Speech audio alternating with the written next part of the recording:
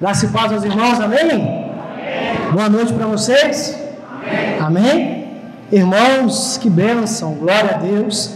Muito feliz com a presença de todos nessa série de 13 ministrações, que é a série Epístolas Paulinas.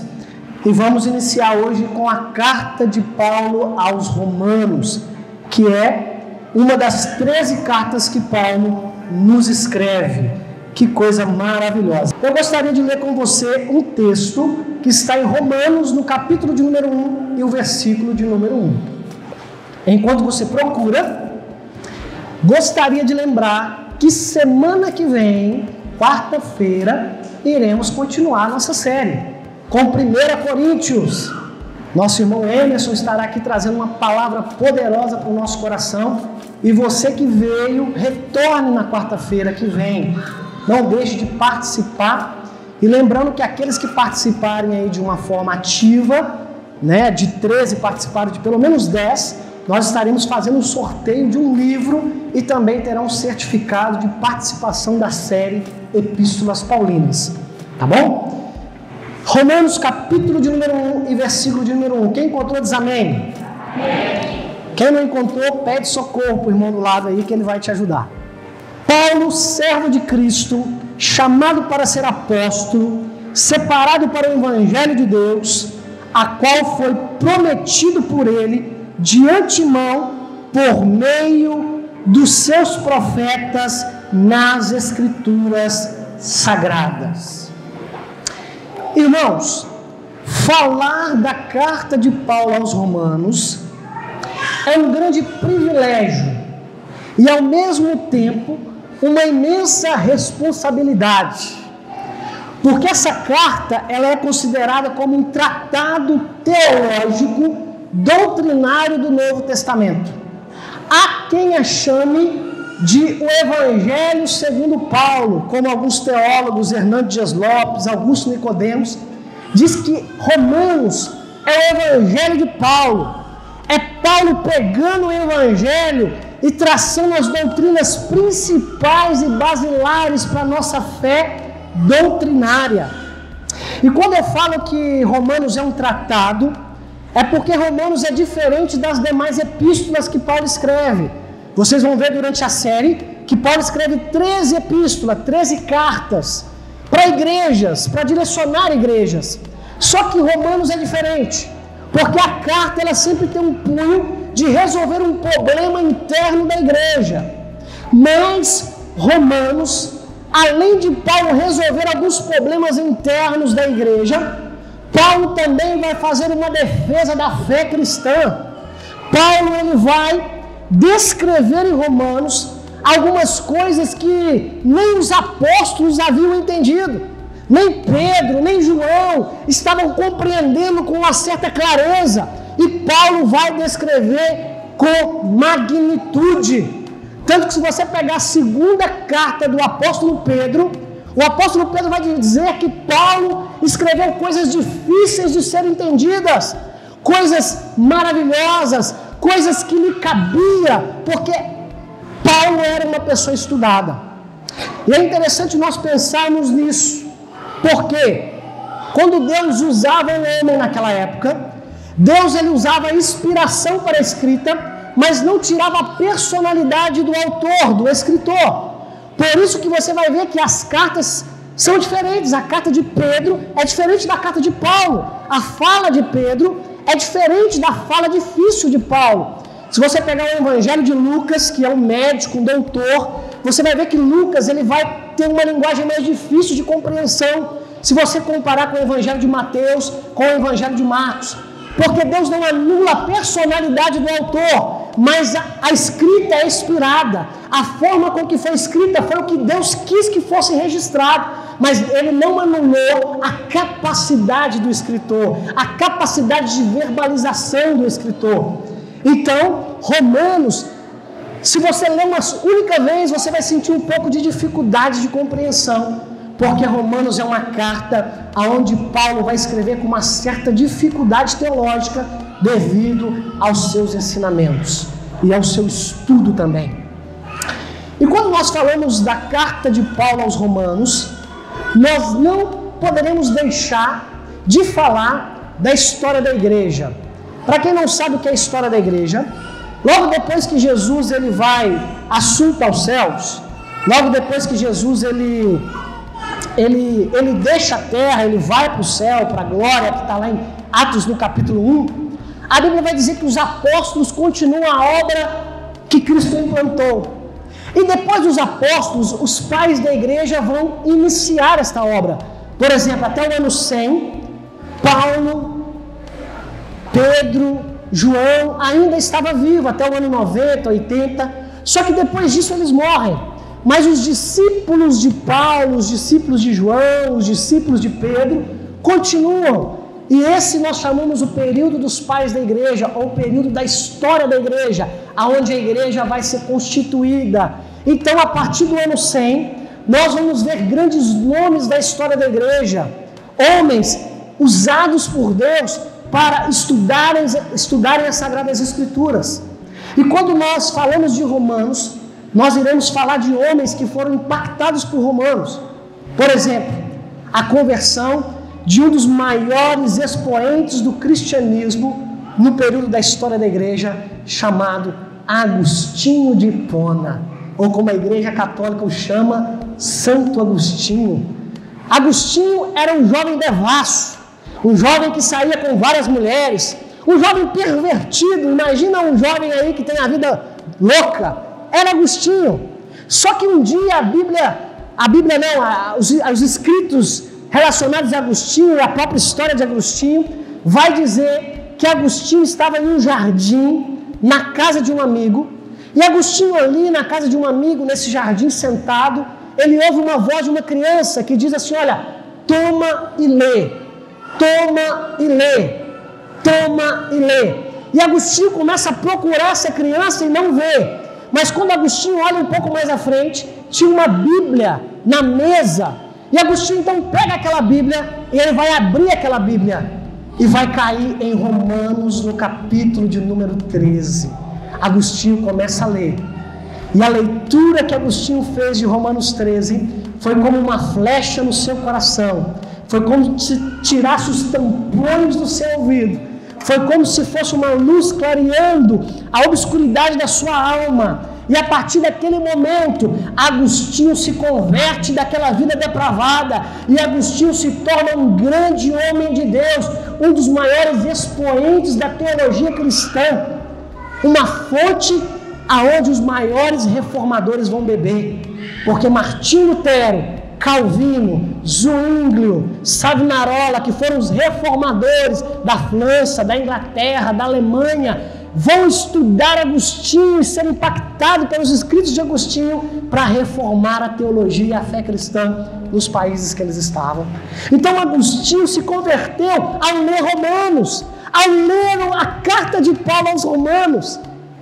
Como não lembrar também de o próprio Martinho Lutero, lá em 1517, quando ele estava ali sendo dominado pelo catolicismo romano, as coisas erradas que o catolicismo romano colocava, colocando como elas a simonia e as indulgências. Para quem não sabe o que é isso, a Igreja Católica Apostólica Romana, que era a igreja do Império da época de Martinho Lutero, era a igreja que ela dominava o poder religioso. E como tal, ela dizia que para você ser salvo, você tinha que comprar um tratado, que era chamado de indulgência. E aí o Papa, ele tinha que molhar o anel dele na tinta e colocar o anel ali naquela carta, colocando o símbolo do anel na carta, para que você pudesse ter acesso ao céu. Isso é chamado de indulgência. E os padres pregavam o seguinte: olha, você tem um filho que morreu, esse filho está no purgatório, ele não está no céu e nem no inferno, ele está no purgatório. Para ele poder ir para o céu, você precisa dar alguma coisa para a igreja, uma casa, uma fazenda, um boi, alguma coisa. Então era a venda de indulgências. Ou então a simonia, que era objetos, pedaço da cruz de Cristo, o osso da costela de João. Eles vendiam tudo isso, gente. Parece que aos dias de hoje, né? O lenço que cura, a toalhinha que não sei o quê. começou a vender indulgências para arrecadar dinheiro para a igreja. E aí Martinho Lutero, que estava no meio desse povo, ele começa a ler Romanos. E quando ele lê Romanos no capítulo de número 1 e no versículo de número 7, ele vai ler assim, olha, aliás, Romanos no capítulo de número 1 e o versículo de número 17, porque no Evangelho é revelada a justiça de Deus, uma justiça que do princípio ao fim é pela fé. Como está escrito, o justo viverá pela fé. Quando Martinho Lutero lê esse texto de Romanos, irmão, é uma flecha no seu coração. E Martinho Lutero entende o seguinte: olha, eu não preciso barganhar com Deus, eu não preciso dar alguma coisa para receber alguma coisa, porque eu não sou salvo pelo que eu faço para Deus, eu sou salvo pelo que Deus fez por mim, pela obra salvífica de Cristo. Então Martinho Lutero entende isso, e então, irmãos, ele vai promover a maior reforma da igreja cristã, chamada de Reforma Protestante, em 31 de outubro de 1517, quando ele leu Romanos no capítulo de número 1 e o versículo de número 17.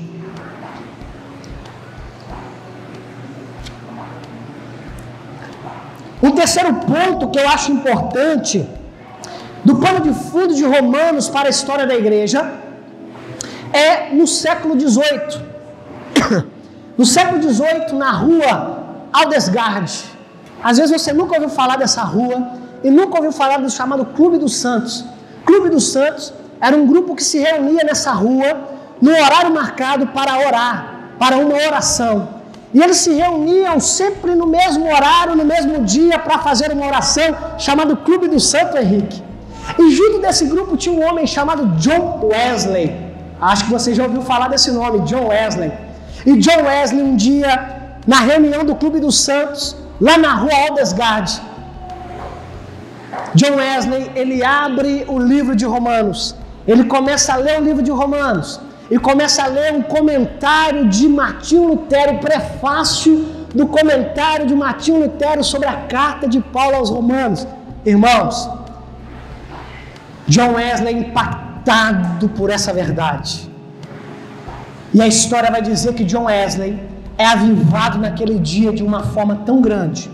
E um jovem de pouca idade reforma a Inglaterra com o reavivamento da Inglaterra, que salvou um monte de gente de uma guerra sanguinária que era a Guerra Francesa. Então, irmãos, a inspiração que Paulo teve ao escrever a carta de Paulo aos Romanos está presente em toda a história da igreja. Homens e mulheres que foram impactados por esta carta de Paulo aos Romanos. E uma coisa que nós nos perguntamos é: quem escreveu a carta, quem fundou a igreja de Roma? Será que foi Paulo que fundou esta igreja? E é interessante que nós não encontramos na Bíblia Sagrada nenhum fundador da igreja de Roma, nenhum apóstolo que tenha fundado a igreja de Roma. Provavelmente, e o que nos leva a crer, que a igreja de Roma foi fundada pelos cristãos que estavam lá em Atos, no capítulo de número 2. Lembra daquele momento de Atos 2, o dia de Pentecoste, que o Espírito Santo desceu, encheu de autoridade os irmãos, e eles começaram a pregar com autoridade. A Bíblia vai dizer que naquele dia muitas pessoas se converteram. E essas pessoas não eram de Jerusalém, muitas delas eram de Roma, da Grécia, da Itália, da Babilônia. E logo depois que eles saem de Jerusalém, eles começam a ir para as suas casas e ali eles começam a pregar o Evangelho. Então, o que nós temos como verdade é que a igreja de Roma surgiu através da pregação de Atos 2, em que Pedro vai pregar e 3.000 almas vão se converter. E é interessante nós percebermos que Paulo, ao escrever esta carta, ele era desejoso a ir para Roma, ele nunca tinha ido para Roma. Tanto que ele vai escrever, e eu gostaria que você abrisse comigo a sua Bíblia, lá em Romanos, no capítulo de número 1 e versículo de número 11. Romanos, capítulo de número 1 e versículo de número 11. Anseio vê-los, a fim de compartilhar com vocês alguns dos dons espirituais para fortalecei-vos. Agora abra comigo Romanos, no capítulo de número 15 e o versículo de número 23. Olha o que Paulo vai dizer para a igreja de Roma, essa igreja que não foi ele que implantou e nem ele havia conhecido ainda.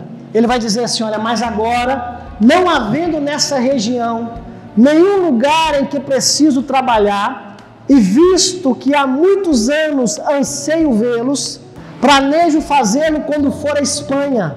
Espero visitá-los de passagem e dar-lhe a oportunidade de me ajudar em minha viagem para lá, depois de ter desfrutado um pouco da companhia de vocês. Então o que eu vejo aqui? Paulo, ele era desejoso em conhecer a igreja de Roma. Paulo escreve a carta de Roma quando ele está no final da sua terceira viagem missionária, por volta do ano 57 e 58 depois de Cristo. Como é que você tem essa certeza? Porque o próprio apóstolo Paulo vai dizer na carta aos Romanos que ele estava indo a Jerusalém para levar donativo para a igreja de Jerusalém. E é justamente em Atos que vai falar que Paulo, após ter terminado todas as suas viagens missionárias, Paulo vai reunir uma grande oferta para a igreja que estava na Judéia, que estava em Jerusalém, que estava passando fome. Então o que Paulo faz? Ele vai até os gentios, até as igrejas que ele conhecia, reúne uma oferta, donativos, para levar até Jerusalém. Então nesse meio tempo dessa viagem, ele escreve a carta aos romanos, desejando ver os irmãos de Roma. E é interessante nós percebermos que quando Paulo escreve, dá a entender que Paulo queria muito ver os irmãos de Roma, mas alguma coisa lhe impedia. E ele não vai dar os detalhes do que estava impedindo, ele só vai dizer assim, olha, estou desejoso de vê-los, mas sempre que eu planejo alguma coisa, parece que não dá certo, dá alguma coisa errada. E o que Paulo não imaginava, os pensamentos de Paulo, e isso aqui é muito interessante, irmãos, como os nossos pensamentos são diferentes dos pensamentos de Deus. O pensamento de Paulo era assim, irei entregar os donativos em Jerusalém, após a entrega dos donativos em Jerusalém, eu vou para Roma, chegando em Roma, eu fico com os irmãos de Roma, prego a palavra, e esses mesmos irmãos irão bancar a minha viagem para a Espanha. Eles irão financiar, custear a minha viagem para a Espanha, aonde eu tenho também que pregar, porque aqui na região o trabalho já cessou. Aonde eu tinha de pregar, eu já fui para Tessalônica, já fui para Bereia, já fui para Judéia, já fui para Efésio, já fui para Gálatas, já fui para Corinto, eu já cessei o meu campo de trabalho eu já terminei. Agora eu não posso parar, eu tenho que ir para o outro lado, para a Espanha, para a região da Espanha. Só que primeiro eu desejo ir para Roma, chegando em Roma, os romanos, a igreja de Roma, irá me financiar para ir para a Espanha. Era o pensamento de Paulo. Só que a Bíblia vai dizer que Paulo chega em Jerusalém, e em Jerusalém ele é preso. E aprisionado, ele é levado para Roma, para ficar 2 anos em Roma e depois morrer. Então ele foi para Roma como ele queria, mas ele foi preso, e não livre para pregar o Evangelho como ele queria. Só que é tão interessante isso, porque eu percebo aqui o agir de Deus, do porquê que Paulo foi para Roma preso. Primeiro, se Paulo fosse para Roma livre, se ele fosse livre para Roma, ele iria pregar na igreja de Roma, mas a pregação dele não seria gravada como essa pregação está sendo gravada hoje. Então, iria se perder com o tempo. Todo o ensinamento de Paulo na igreja de Roma iria se perder, Rick. Mas quando Paulo ficou preso, ele escreve 2 Tessalonicenses que não se perdeu com o tempo. Então Deus não queria que ele fosse livre, porque Deus sabia que ele faria alguma coisa que o tempo perderia. mas Deus queria que ele fosse preso, para que ele escrevesse as maiores cartas de ensinamento pastoral da história, que foi Filemão, 2 Timóteo, Tito, tudo dentro da prisão de Roma. Então os planos de Deus são diferentes dos nossos planos. O agir de Deus é diferente do nosso agir. O trabalhar de Deus é diferente da forma com que nós trabalhamos. Irmãos, Paulo, na carta aos Romanos, ele vai nos trazer. Agora eu gostaria de trabalhar com vocês um pouquinho sobre o propósito da carta de Paulo aos Romanos. Por que Paulo ele escreve essa carta? Qual é o propósito dessa carta? Primeiro propósito que eu vejo na carta de Paulo aos Romanos, e o maior dos propósitos, é que Paulo queria exemplificar o Evangelho de uma forma doutrinária. A igreja que estava em Roma havia lido os evangelhos de Mateus, de Marcos, de Lucas e João. Mas esse evangelho muitas das vezes não estava organizado em sua cabeça. Eles não sabiam ao certo o que eram algumas doutrinas. Então Paulo, ele vai escrever o livro de Romanos para poder trazer um evangelho doutrinário, trazendo as maiores verdades. Como por exemplo, se você pegar o capítulo 2 da carta de Paulo aos Romanos, Paulo vai falar da doutrina do pecado universal. Sabe o que Paulo vai trabalhar no capítulo 2 de Romanos? Ele vai trabalhar o seguinte, olha, gregos e judeus, gentios, todos pecaram, todos transgrediram a lei de Deus, todos falharam para com Deus, e estão no mesmo pé de igualdade. Pecado universal. Não existe alguém que não pecou. Todos pecamos, todos falhamos. E ele vai concluir isso lá no capítulo 3, o versículo 9. Vamos ler o capítulo 3, o versículo 9. Olha o que ele vai concluir do Primeiro, no capítulo 2, ele vai trabalhar isso, tá? Ele vai falar o seguinte, olha, só para vocês entenderem. Primeiramente, eu vou falar um pouquinho da cidade de Roma. Era uma cidade majestosa. Na verdade, era uma cidade imperial. A cidade do império, a maior cidade da época. Uma cidade de luxo, uma cidade onde habitava um coliseu, que era o maior centro de esporte da época. Imagina hoje, aqui em Belo Horizonte nós temos um centro de esporte que é o Mineirão.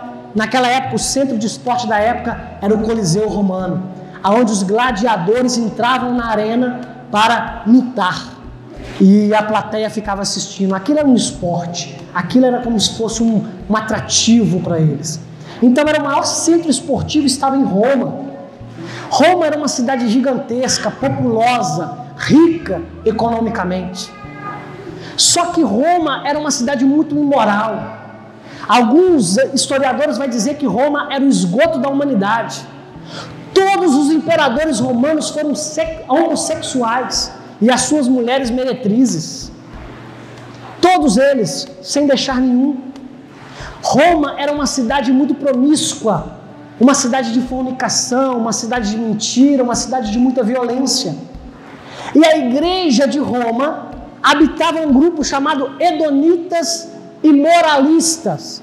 Os Edonitas é aqueles que buscavam prazer, aquelas pessoas que só querem curtir a vida, que está dentro da igreja, mas querem o prazer da carne, chamado de hedonismo. Então dentro da igreja de Roma havia muitos hedonistas, muitas pessoas que buscavam só o prazer para se satisfazer. E haviam também os moralistas, aqueles que achavam que tudo estava certo, achavam que tinha que ser assim, que tinha que ser pela lei. Por isso que Paulo em Romanos vai trabalhar muito a questão da lei, porque havia dentro da igreja de Roma pessoas que achavam que as pessoas tinham que seguir a lei. Olha, você tem que ser circuncidado, você tem que seguir a lei de Moisés, você tem que cumprir as leis, tem que cumprir todos os ditos das leis. E isso fazia com que a igreja ficasse frustrada, porque ninguém conseguia cumprir. E Paulo, então, percebendo isso em Roma, ele vai escrever a carta aos Romanos, também com o foco de instruir tanto sobre a questão do prazer, como a questão da moralidade, da questão da rigidez que havia com alguns irmãos. E é interessante percebermos que na igreja de Roma, haviam dois grupos distintos dentro da igreja, os judeus e os gentios. Haviam aqueles que eram natural de Jerusalém, mas haviam aquelas pessoas que eram natural de Roma. E aí os judeus diziam o seguinte: olha, vocês têm que circuncidar a moralidade. Os judeus eram moralistas. E Paulo, então, ele vai trabalhar no capítulo 2 sobre a questão de gentil e judeus, todos pecaram. Quer ver? Se você pegar no capítulo de número 2, vamos ler o capítulo de número 2? Aliás, vamos pegar o capítulo número 2 e o versículo de número 17, só para vocês entenderem. Romanos, capítulo de número 2 e versículo de número 17. Ora, você leva o nome de judeu e apoia-se na lei e orgulha-se de Deus. Está vendo o que ele está dizendo? Olha o que Paulo está dizendo. Olha, você que é judeu, se apoia na lei e se orgulha da lei, ou seja, nós temos que seguir a lei. E aí os gentios ficavam deslocados. Então Paulo vai dizer o seguinte, olha, capítulo 3, versículo de número 9. Isso aqui resume o capítulo de número 2, tá? Que concluiremos então? Estamos em posição de desvantagem? O que Paulo está dizendo? Será que o gentio está em posição de desvantagem ao judeu? Ele vai dizer, não. Já demonstramos que tanto o judeu quanto os gentios estão debaixo do... Então o que Paulo está dizendo é o seguinte, o pecado ele é universal. A primeira doutrina que Paulo quer enfatizar é pecado universal. Todos pecaram. Vamos ler o 23 agora, 3:23. Olha o que ele vai dizer. Capítulo 3 e versículo de número 23.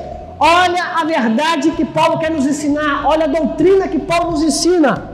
Pois todos pecaram, estão destituídos da glória de Deus. Todos pecaram. Eu quero que vocês leiam em alta voz, porque isso aqui, gente, é maravilhoso. 1, 2, 3 e... Todos pecaram, estão destituídos da glória de Deus. Irmãos do céu, isso aqui chacoalha minha alma, sabe por quê? Paulo está dizendo o seguinte, olha, ninguém é superior a... Ninguém, porque todos pecaram, todos erraram, todos transgrediram, então nós estamos no mesmo patamar, somos igual uns aos outros. Por isso que não tem que haver vanglória no nosso meio, não tem que haver julgamento no nosso meio, não tem que haver soberba no nosso meio, não tem que haver o eu no nosso meio, não tem que haver amor, a rigidez no nosso meio. Sabe por quê? Porque nós pecamos, somos falhos e carecedores da misericórdia do Pai que nos amou. Irmãos, quando eu falo isso aqui, não estou falando que não tem que haver disciplina, que não tem que haver ordem, não entendam isso, tá? Não estou dizendo aqui que a igreja não tem que ter ordem e disciplina, de forma alguma. Eu estou dizendo aqui que Paulo está dizendo o seguinte, olha, perante Deus, todos falharam. Todos falharam. E a lei vem nos mostrar isso. Olha que coisa interessante. Paulo vai dizer que o Antigo Testamento, a lei de Moisés, ela vem dizer para nós, você é pecador. Porque você não consegue seguir a lei. Você não consegue seguir os mandamentos. Então Paulo vai dizer em Romanos, a lei revela o nosso pecado, para que a graça revele Jesus. Isso é maravilhoso, gente. Porque primeiro ele vai dizer o seguinte, olha, entenda uma coisa, vocês são pecadores. Está entendido isso? Se Paulo estivesse aqui, ele ia falar, olha, vocês estão entendendo que vocês são pecadores? Todos nós somos. Não há ninguém que olhe para Deus e fala, eu não pequei, eu não transgredi. Não há ninguém, porque todos pecaram. Se todos pecaram, todos são desobedientes, todos estão no mesmo patamar. Aí agora vem a segunda doutrina que Paulo ensina, que é a doutrina da justificação. Primeira doutrina que Paulo ensina, pecado original, todos pecaram, pecado universal. E a segunda doutrina, justificação, que está no capítulo de número 3, a partir do versículo 21. Do versículo 21 até o versículo 31, Para mim, os 10 versículos, se eu posso dizer assim, que resume toda a Bíblia. É a doutrina que resume toda a Bíblia. É o versículo de número 21 até o versículo de número 31. Porque Paulo ele vai dizer assim, olha, vamos ler, a partir do 21. Mas agora se manifestou uma justiça que provém de Deus. Então olha só, todos pecaram. A lei nos mostra que nós somos pecadores. Agora tem uma solução. E ele vai trazer a segunda doutrina, a doutrina da justificação.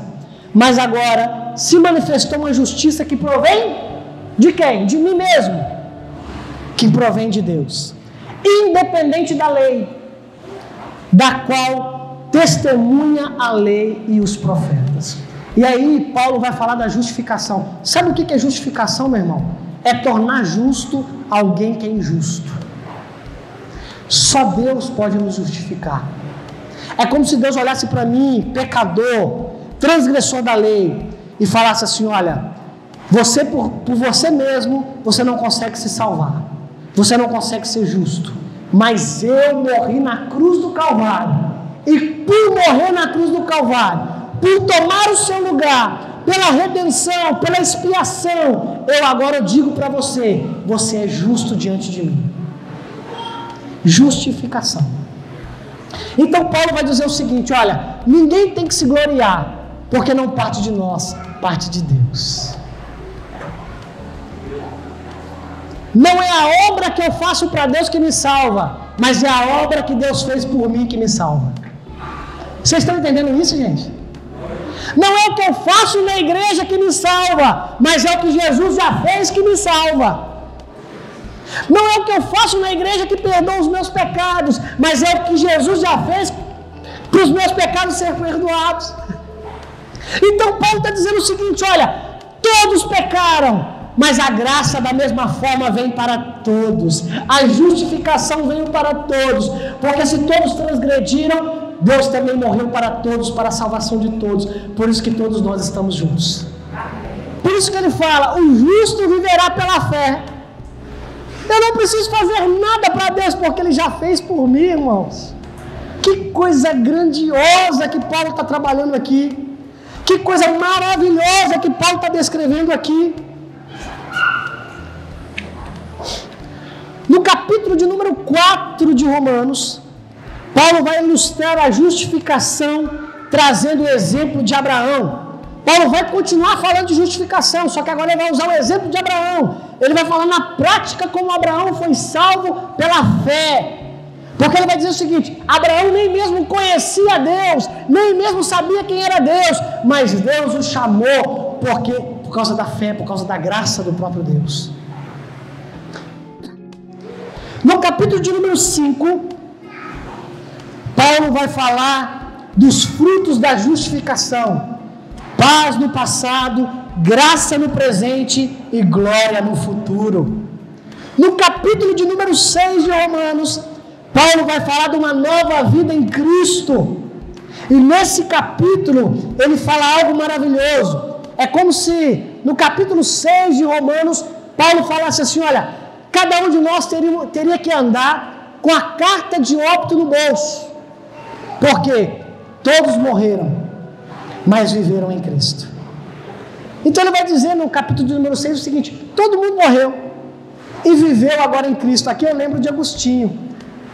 Depois que Agostinho leu o capítulo 13 de Romanos, que eu disse para vocês que ele tinha uma vida depravada, a história vai nos dizer que um dia Agostinho estava correndo, estava caminhando, né? E uma de suas amantes o encontra no caminho e fala com ele, eu conheço você. Ei, Agostinho, eu conheço você. E Agostinho, olhando para ela assim, continuou caminhando, e ela chegou perto de Agostinho e falou, peraí, eu conheço você. Você, Agostinho, eu conheço você. E Agostinho olhou para ela e falou assim, olha, você me conhece, mas eu já não me conheço mais, porque eu já não vivo mais, mas Cristo vive em mim.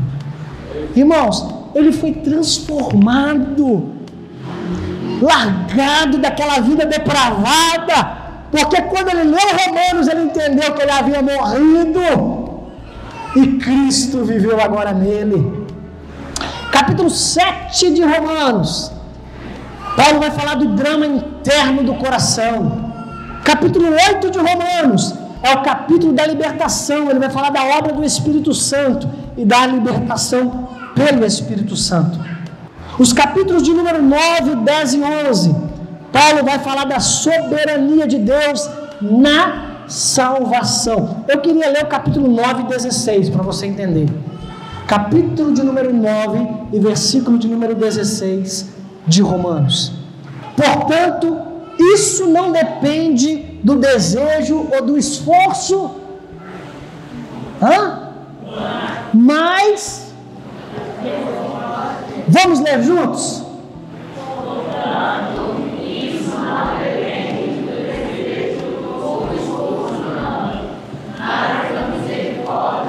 Sabe o que Paulo está dizendo para você? A obra da salvação é de um Deus soberano. Não depende do seu esforço humano, mas simplesmente da misericórdia de Deus. Deus levantou e teve misericórdia de você. E é por isso que Ele te salva. Porque Ele tem misericórdia de nós. Por isso que a Bíblia diz, as misericórdias de Deus se renovam a cada amanhecer. Então no capítulo de número 9, 10 e 11, ele vai falar da soberania de Deus na salvação. O capítulo de número 12 até o capítulo de número 16 é a parte prática da carta, aonde Paulo, que era um teólogo, mas também era um pastor ao mesmo tempo, ele vai ensinar como aplicar as doutrinas que ele acabou de falar na vida prática. Por exemplo, uma coisa é eu falar assim, olha, eu creio. Outra coisa é eu viver crendo. É diferente. Então, falar eu creio é uma coisa, mas exemplificar, fazer na prática o eu creio é totalmente diferente. Então, no capítulo de número 12 até o capítulo de número 16, o apóstolo Paulo, ele vai explicar na prática como você é um pecador, como você é um transgressor. Ele vai explicar na prática como que Jesus te salva. Ele vai explicar na prática o que isso gera em você. Ou seja, uma pessoa justificada tem que ser como? Tem que ter cuidado com falar, tem que ter cuidado com pensar, tem que largar a vida depravada, tem que largar as más companhias. Então ele vai trabalhar uma questão prática, porque ele também é um pastor, cuidador de igreja, cuidador de ovelhas, e ele agora vai trabalhar uma questão de praticidade na sua carta. E ele vai concluir no capítulo de número 16 com uma vasta saudação. E nesse ponto aqui, eu queria trazer uma coisa muito importante. A Igreja Católica vai dizer que quem era pastor da Igreja de Roma era Pedro. A Igreja Católica vai dizer que Pedro era o fundador, fundou no ano 45 e pastoreou Roma até o ano 65. Isso não é justificável nem pela história e nem pela Bíblia. Por quê? Pense comigo. Se Pedro fosse realmente o pastor da igreja aos Romanos, você acha que Paulo deixaria de citar o nome dele na saudação? Eu acho que seria um erro muito grande, porque Paulo era um grande amigo de Pedro, e os dois eram apóstolos.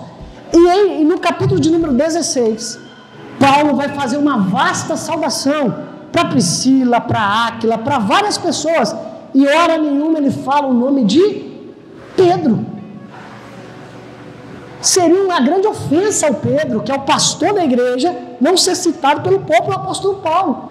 Ele escreve uma carta para a igreja e não vai citar o nome de Pedro. Então, isso indica, e hora nenhuma na carta, ele vai falar o nome de Pedro. Outra coisa, tem um texto de Romanos, no capítulo 9, que Paulo vai falar que queria ir a Roma para poder fazer a frutificação de Roma.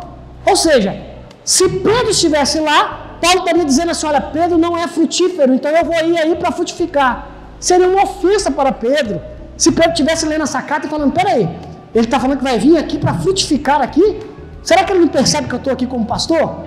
Então, nós não acreditamos em Pedro como fundador e nem como pastor da igreja de Roma, porque não existe base bíblica e nem base histórica. A igreja católica colocou essa história para poder dizer que Pedro foi o primeiro papa da história da igreja e então instituir o papado romano, que nós entendemos hoje muito bem como é que funciona. Então, não há base bíblica para isso, tá bom? E eu gostaria de finalizar esta ministração nesta noite, lendo a parte de Romanos que mais me toca. Irmãos, todo livro eu sou apaixonado, todo livro de Romanos, todos os capítulos, mas tem uma parte aqui que me toca, que é o Romanos no capítulo de número 11, a partir do versículo de número 32. Romanos capítulo de número 11 e versículo de número 32.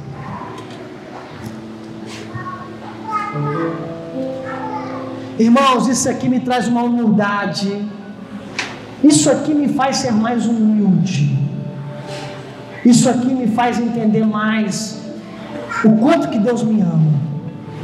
Olha o que Paulo vai dizer: pois Deus colocou todos sobre a mesma desobediência, para exercer misericórdia com todos. Sabe por que Deus colocou todos em pecado e todos nós pecamos realmente? Para que todos nós pudéssemos experimentar a salvação. Para que nenhum de nós chegássemos para o outro e falasse assim: olha, eu fui salvo pelo meu esforço, já você foi salvo por Deus, então eu sou melhor do que você. Mas não existe ninguém melhor do que ninguém aqui na igreja. Não existe ninguém melhor do que ninguém, porque todos estão em desobediência. Mas todos exercemos misericórdia de Deus. Pode passar mais uma, Juan, por gentileza. E vai dizer o seguinte: ó profundidade das riquezas, da sabedoria e do conhecimento de Deus, quão insondáveis são os seus juízos, inescrutáveis são os seus caminhos. Pode passar. Quem conhecerá a mente do Senhor? Ou quem foi seu conselheiro? Às vezes nós queremos dar direcionamento para Deus, falar como é que Deus tem que fazer, mas Ele está dizendo quem escolheu Deus? Quem foi seu conselheiro? Quem conhece a mente do Senhor? Pode passar. Quem primeiro lhe deu para que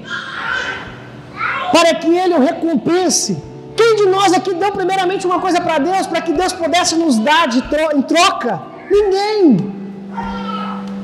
Pois dele, por ele e para ele são todas as coisas. A ele seja a glória.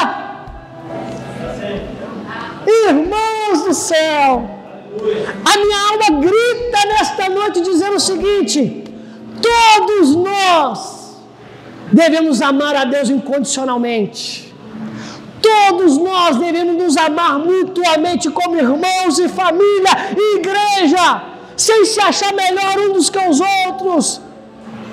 Se o irmão está fraco, seja fortaleza, caminhe uma milha com ele. Se preciso 2, se preciso 3. Porque você também é desobediente e pecador, e a misericórdia de Deus te alcançou também. Então todos desobedeceram, para que todos recebessem misericórdia. Porque tudo é para Ele, tudo é por meio dEle. E a glória, irmão, a glória não é do apóstolo, a glória não é do sacerdote, a glória não é do reverendo, do fulano de tal, não é. A glória não é do pastor Michael, a glória não é de ninguém, a glória é do Senhor.